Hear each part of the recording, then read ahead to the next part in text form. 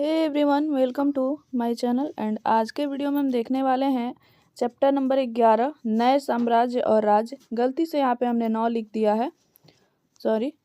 और ये है 6 क्लास की एनसीईआरटी हिस्ट्री।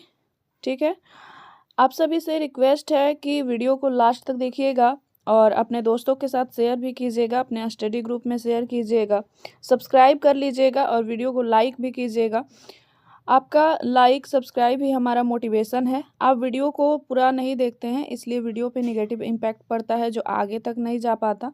इसलिए आप लोग वीडियो को पूरा वॉच कीजिए। और ये जो वीडियो है ये पढ़ने वाला वीडियो है, इससे आप अपना नोट्स तैयार कर सकते हैं। एनसीईआरटी जो है उसको लाइन बाय लाइन पढ़कर ये नोट्स मैंने तैयार किया है और मैं इस नोट्स से ही क्लास ले रही हूँ, ताकि जो लोग नोट्स नहीं लिए हैं वो यहाँ से पढ़कर नोट्स बना सकें।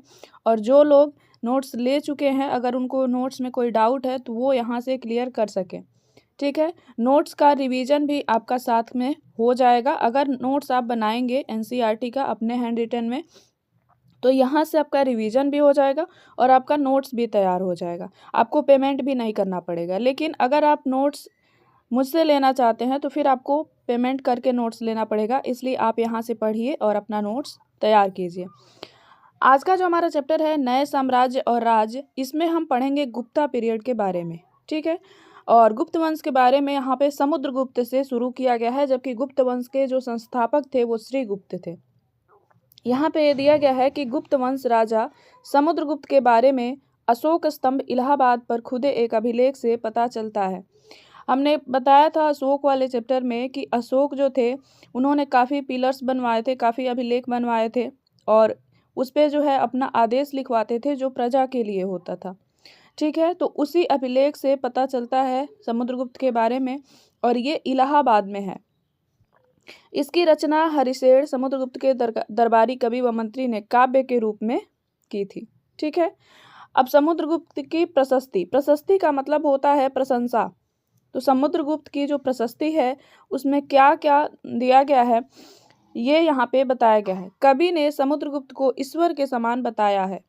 ठीक है, एक योद्धा, युद्धों को जीतने वाला, विद्वान तथा एक उत्कृष्ट कवि के रूप में प्रशंसा की गई है समुद्रगुप्त की। और समुद्रगुप्त कौन है? ये गुप्त वंश के शासक हैं। ठीक है, और हरिशेन ने इन्हें एक योद्धा और युद्ध को जीतने वाला ही योद्धा होता है और विद्वान तथा उत्कृष्ट कवि के रूप में इनकी प्रशंसा की है। ठीक है, कवि किसको कहा है? समुद्रगुप्त को। हरिशेन ने 4 विभिन्न प्रकार के राजाओं और उनके प्रति समुद्रगुप्त की नीतियों का वर्णन किया है। 4 राजाओं का वर्णन किया है। ठीक है, और उनके प्रति जो समुद्रगुप्त की नीतियां थी उन राजाओं के प्रति उनका वर्णन किया है। पहला जो था वो था आर्यावर्त के 9 शासकों को समुद्रगुप्त ने हराकर उनके राज्य को अपने साम्राज्य में मिला लिया।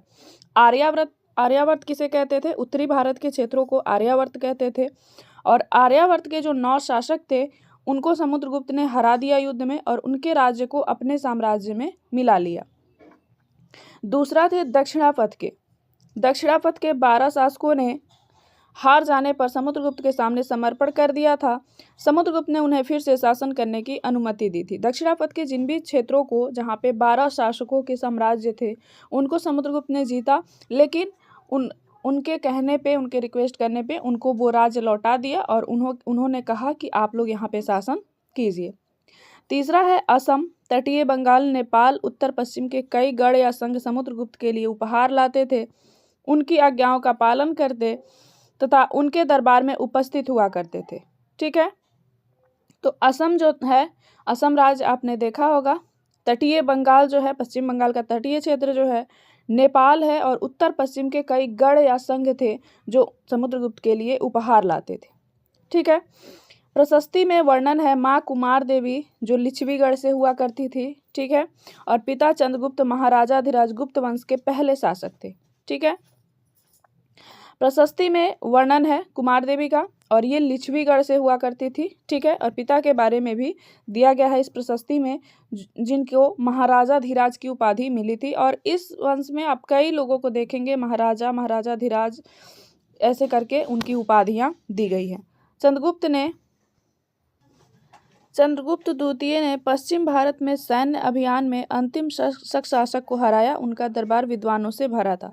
अब देखिए क्या होता है, जब मौर्य साम्राज्य होता है उसके बाद मौर्य साम्राज्य के पतन पे छोटे छोटे कई राज्य उभरते हैं जो सामंतों के अधीन होते हैं। इसमें शक, कुषाण, ऐसे कई शासक, शक, पहलव, कुषाण ये शासक होते हैं। तो इसी में उसके बाद इनको हरा के गुप्त वंश, गुप्त साम्राज्य एक बहुत बड़ा साम्राज्य उभरता है। यानी कि मौर्य साम्राज्य और गुप्त साम्राज्य के बीच छोटे छोटे कई शासक होते हैं और इन्हीं में से शक शासक को हराकर चंद्रगुप्त द्वितीय ने पश्चिम भारत में इनके खिलाफ सैन्य अभियान किया और उनका जो दरबार था वो विद्वानों से भरा हुआ था। हर्षवर्धन तथा हर्षचरित, हर्षवर्धन ने लिखा है हर्षचरित, और इससे हमें क्या पता चलता है, इसमें लिखा गया है कि हर्षवर्धन की जीवनी हर्षचरित से पता चलता है। ये हर्षवर्धन है, ये शासक हैं उस टाइम के, और ये हर्षचरित जो है उनके बारे में लिखा गया है। इसकी रचना उनके दरबारी कवि बाणभट्ट ने संस्कृत में की थी। यानी कि हर्षवर्धन के जो जीवन काल है हर्षचरित में जो वर्णित है उसकी रचना बाणभट्ट ने की थी और इसकी रचना हर्षचरित संस्कृत में लिखी गई है। ठीक है, इसमें वंशावली से राजा बनने तक का वर्णन है। ठीक है, इनके सभी वंशावली का वर्णन है हर्षवर्धन के। चीनी यात्री ह्वेनसांग हर्ष के दरबार में रहे और वहाँ जो कुछ देखा उसका विस्तृत विवरण दिया है। हर्ष अपने पिता और बड़े भाई की मृत्यु के बाद थानेसर के राजा बने। ठीक है, जब बंगाल के शासक ने उन्हें बहनोई यानी कि कन्नौज के शासक को मार डाला। बंगाल के जो शासक थे, ठीक है, उन्होंने क्या किया, कन्नौज के शासक थे हर्षवर्धन के बहनोई, उनको मार डाला। तो हर्ष ने कन्नौज को अपने अधिकार कर बंगाल पर आक्रमण कर दिया। ठीक है, उनसे बदला लेने के लिए, क्योंकि कन्नौज के शासक को जो हर्षवर्धन के बहनोई थे उनको बंगाल के शासक ने मार डाला था। हर्ष को मगध बंगाल जीतकर पूरब में सफलता मिली। ठीक है, मगध वाला क्षेत्र आप जानते हैं जो चंद्रगुप्त मौर्य का हुआ करता था। बाद में उनके बाद वो शक, कुषाण, पहलव, इन सारे छोटे छोटे सामंतों के अधीन हो गया था। तो मगध को, बंगाल को जीतकर पूरब में उन्हें सफलता मिली। नर्मदा नदी को पार कर दक्कन की ओर बढ़ने पर चालुक्य नरेश पुलकेशिन द्वितीय ने उन्हें रोक दिया। नर्मदा नदी कहाँ है, तो नर्मदा नदी यहाँ पे है, ऐसे अरब सागर में गिरती है। नर्मदा नदी की ओर वो बढ़ रहे थे तो पुलकेशिन द्वितीय ने, जो गुजरात के आसपास शासन करते थे, उन्होंने रोक दिया। ठीक है, यहाँ पे कुछ शासकों के बारे में लिखा हुआ है। पल्लव, चालुक्य और पुलकेशिन द्वितीय की प्रशस्तियाँ मतलब होता है प्रशंसा, और इनके प्रशस्तियों में क्या लिखा हुआ है ये हम देखते हैं। इस काल में दक्षिण भारत के सबसे महत्वपूर्ण राजवंश पल्लव और चालुक्य थे। ठीक है, गुजरात के चालुक्य कई भागों में बटे थे। गुजरात के चालुक्य, वातापी के चालुक्य, कल्याणी के चालुक्य, इसको हम रामशरण शर्मा की जब किताब कवर करेंगे उसमें काफ़ी डिटेल में दिया गया है। यहाँ पे बस इतना जानिए, पल्लव थे और चालुक्य थे दक्षिण भारत के सबसे महत्वपूर्ण राजवंश। पल्लवों का राज्य उनकी राजधानी कांचीपुरम के आसपास के क्षेत्रों से लेकर कावेरी नदी के डेल्टा तक फैला था, जबकि चालुक्यों का राज्य कृष्णा और तुंगभद्रा नदियों के बीच स्थित था। अब देखिए यहाँ पे ये मैप देखिएगा। ठीक है, पल्लवों का राज्य कांचीपुरम से लेकर कावेरी नदी तक यहाँ है, तो यहाँ तक फैला था, और कृष्णा और तुंगभद्रा नदी तक जो था ये चालुक्यों का राज फैला हुआ था। ठीक है, चालुक्यों की राजधानी ऐहोल थी। ये एक व्यापारिक केंद्र था जो एक धार्मिक केंद्र भी बन गया, जहाँ कई मंदिर हुआ करते थे। ठीक है, इनकी जो राजधानी थी चालुक्यों की ऐहोल थी। ये सारी चीज़ें NCERT से एग्जाम में कई बार पूछी जाती है, क्योंकि चालुक्यों की राजधानी ऐहोल के बारे में दिया गया है और एक व्यापारिक केंद्र भी था। यहाँ से 2 क्वेश्चन बन सकते हैं। चालुक्यों की राजधानी क्या ऐहोल थी? चालुक्य ऐहोल एक व्यापारिक केंद्र था। 2 सही है, दोनों सही है, 1 सही है, कोई भी सही नहीं है, ऐसे करके बन सकता है। जो ये धार्मिक केंद्र भी बन गया जहाँ कई मंदिर होते थे। पल्लव और चालुक्य एक दूसरे की समृद्ध शहर राजधानियों को निशाना बनाते रहते थे, यानी कि ये दोनों आपस में भिड़ते रहते थे। जो भी इनकी राजधानियाँ होती थी, महत्वपूर्ण शहर होती थी, उसको लूटने के लिए ये फिराक में रहते थे, एक दूसरे का निशाना बनाते थे। सबसे पहले चालुक्य राजा पुलकेशिन द्वितीय थे। दरबारी कवि रविकीर्ति द्वारा रचित प्रशस्ति से हमें उनके पूर्वजों यानी कि 4 पीढ़ी राज्य चाचा से प्राप्त हुआ था। उनके पूर्व तथा पश्चिम दोनों समुद्र तटीय इलाकों में अभियान उन्होंने हर्ष को आगे बढ़ने से रोका। पल्लव राजा के ऊपर आक्रमण आदि के बारे में पता चलता है। उनकी जो प्रशस्ति है चालुक्य राजा पुलकेशिन द्वितीय काफ़ी महत्वपूर्ण थे, ठीक है। और दरबारी कवि उनके रवि कीर्ति जो है उनके प्रशस्ति जो रचा है उसमें उनके 4 पीढ़ी के बारे में पता चलता है। और ये भी पता चलता है कि जब अभियान कर रहे थे चालुक्य, उनके पूर्व तथा पश्चिम दोनों समुद्र तटीय इलाकों में अभियान, उन्होंने हर्ष को आगे बढ़ने से रोका था। अभी हमने पढ़ा था कि बंगाल को हर्ष ने जीता, मगध को जीता, लेकिन नर्मदा नदी की ओर बढ़ने से चालुक्यों ने रोक दिया, ठीक है। पल्लव राजा के ऊपर आक्रमण कर आदि के बारे में उन्होंने, पुलकेशिन द्वितीय ने पल्लवों के ऊपर जो अटैक किया था उसके बारे में भी इस प्रशस्ति में पता चलता है। कौन सी प्रशस्ति में? तो ये उनके दरबारी कवि रवि कीर्ति द्वारा रचित है, ठीक है। अंततः पल्लव और चालुक्यों को राष्ट्रकूट तथा चोल वंशों ने समाप्त कर दिया। तो राष्ट्रकूट वंश और चोल वंशों ने मिलकर पल्लव और चालुक्यों को दोनों को समाप्त कर दिया। अब देखिएगा प्रशस्ति के बारे में याद रखिएगा। जो पुलकेशिन द्वितीय के कवि, दरबारी कवि थे रवि कीर्ति, उन्होंने प्रशस्ति लिखा है किसकी? पुलकेशिन द्वितीय की, ठीक है। उसके बाद राज्यों का प्रशासन कैसे चलता था, यहाँ पे हम देखेंगे तो सबसे प्राथमिक इकाई जो थी गांव थी, ठीक है। जैसा कि अभी है, गांव से पंचायत बनता है, पंचायत से जिला परिषद बनता है, जिला परिषद से जिला, राज्य, ऐसे करके तब देश बनता है। तो प्राथमिक इकाई जो सबसे छोटी इकाई थी वो गांव थी। महत्वपूर्ण प्रशासकीय पद आनुवांशिक थे, यानी कि जितने भी प्रशासनिक पद होते थे महत्वपूर्ण, तो वो आनुवांशिक होते थे, यानी कि राजा के पुत्र वगैरह ही उस पद पे होते थे। कवि हरिशेर इनके दरबारी कवि जो थे, एक व्यक्ति का कई पद था, यानी कि एक कोई व्यक्ति है उसका एक ही पद नहीं होता था, उनका कई पद होता था। जैसे कवि हरिशेर थे, ये देखिए कितने पदों पर आसीन थे। महादंड नायक यानी कि मुख्य न्याय अधिकारी भी थे, कुमारा मात्य यानी कि महत्वपूर्ण मंत्री भी थे, और संधि विग्रहिक यानी कि युद्ध शांति मंत्री भी थे। यानी कि एक व्यक्ति कई पदों पर होता था, जैसा कि कवि हरिशेर थे, ठीक है।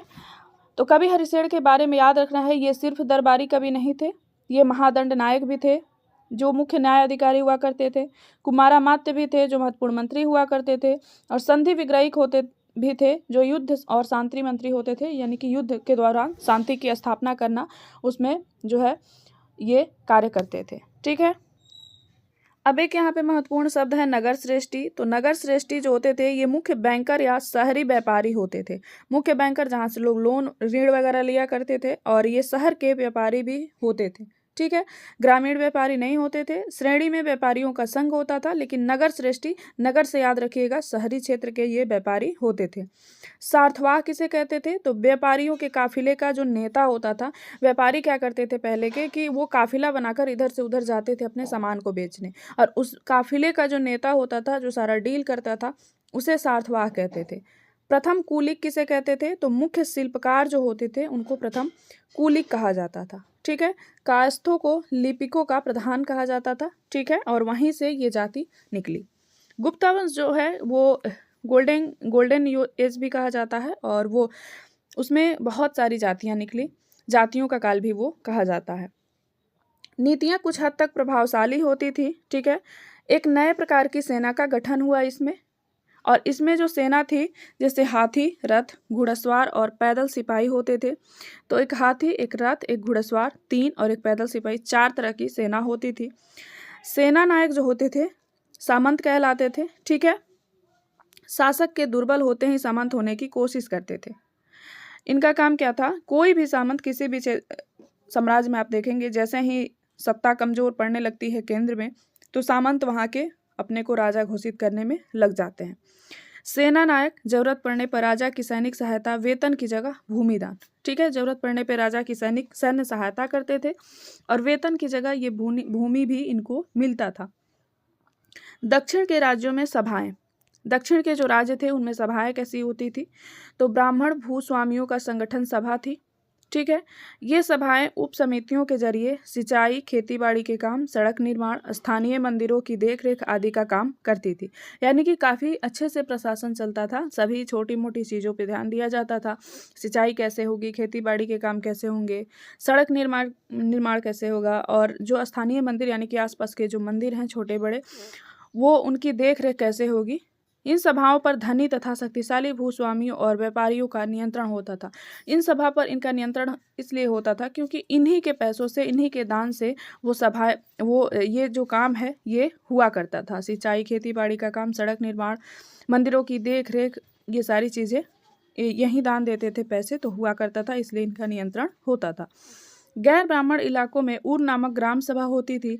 नगरम व्यापारियों के संगठन का नाम था। यहाँ पे एक व्यापारी का संगठन इसके पिछले अध्याय में हमने देखा था, जिसको श्रेणी कहा जाता था, तो वो गांवों के थे, लेकिन नगरम जो था यहाँ पे व्यापारियों का संगठन का नाम था।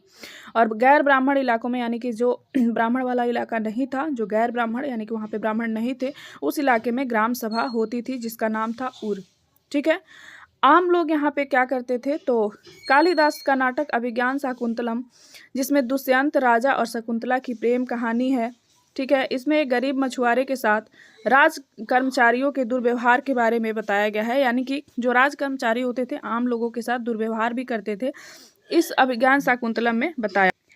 चीनी यात्री फायान जो है इस समय आए थे, और इन फायान ने उन लोगों की दुर्गति के बारे में बताया जिन्हें उच्च और शक्तिशाली लोग अछूत मानते थे। इन्हें शहरों के बाहर रहना पड़ता था। फायान जो आए थे, फासियन इनको लिखा जाता है इनका नाम, और इन्होंने बताया कि ऊंचे और जो शक्तिशाली लोग हैं वो निम्न लोगों को अछूत मानते हैं और इन्हें शहरों के बाहर रहना पड़ता है। ठीक है।